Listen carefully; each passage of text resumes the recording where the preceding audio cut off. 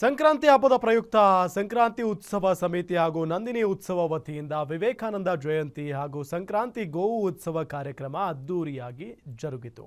ಬೆಂಗಳೂರಿನ ನಂದಿನಿ ಲೇಔಟ್ನಲ್ಲಿ ನಡೆದ ಈ ಕಾರ್ಯಕ್ರಮದಲ್ಲಿ ಹಳ್ಳಿ ಸೊಗಡಿನ ಆಟಗಳಾದ ಹಗ್ಗಜಗ್ಗಾಟ, ಗೋವುಗಳಿಗೆ ಕಿಚ್ಚು ಹಾಯಿಸುವುದು, ಮಡಿಕೆ ಒಡೆಯುವ ಕಾರ್ಯಕ್ರಮಗಳನ್ನು ಅದ್ದೂರಿಯಾಗಿ ಆಯೋಜನೆ ಮಾಡಲಾಗಿತ್ತು.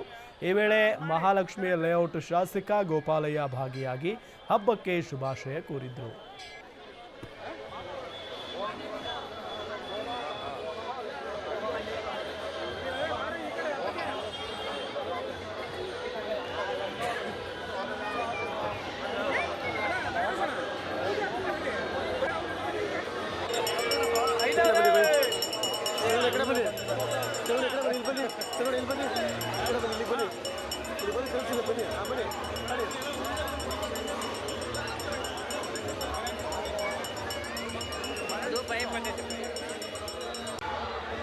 ಮಕರ ಸಂಕ್ರಾಂತಿ ಹಬ್ಬದ ಶುಭಾಶಯನ ಕೋರ್ತಾ ಇವತ್ತು ಇಡೀ ನಾಡಿನಲ್ಲಿ ಹಿಂದೂ ಸಮಾಜೋತ್ಸವದ ಕಾರ್ಯಕ್ರಮಗಳು ನಡೀಬೇಕು.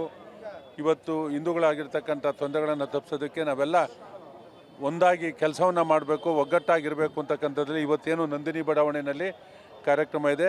ಸಾವಿರಾರು ಸಂಖ್ಯೆಯಲ್ಲಿ ಇವತ್ತು ಈ ಕಾರ್ಯಕ್ರಮಕ್ಕೆ ಬಂದಿದ್ದಾರೆ.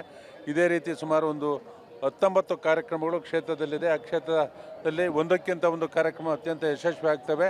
ನಾವೆಲ್ಲೋದ್ರೂ ನಾವು ಬರ್ತೀವಿ ಆ ಕಾರ್ಯಕ್ರಮಕ್ಕೆ ಅಂತಕ್ಕಂಥದ್ದನ್ನ ಅತ್ಯಂತ ಸಂತೋಷದಿಂದ ಹೇಳ್ತಕ್ಕಂಥದ್ದನ್ನು ಈಗ ಕೇಳ್ತಾ ಇದ್ದೇವೆ.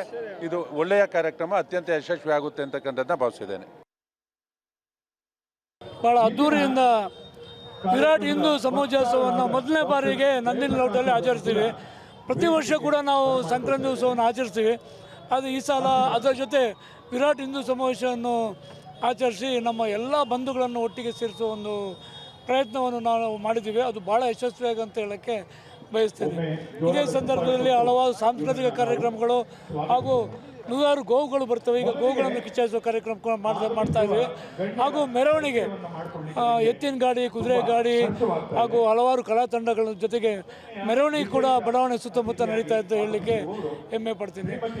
ನಮ್ಮ ಬಡಾವಣೆ ಹಾಗೂ ಸುತ್ತಮುತ್ತಲಿನ ಎಲ್ಲ ಬಡಾವಣೆ ಜನಗಳು ಈ ಒಂದು ಕಾರ್ಯಕ್ರಮದಲ್ಲಿ ಭಾಗವಹಿಸ್ತಾರೆ. ಎಲ್ಲ ಗಣ್ಯರಿಂದ ಪುಷ್ಪಾಂಜಲಿ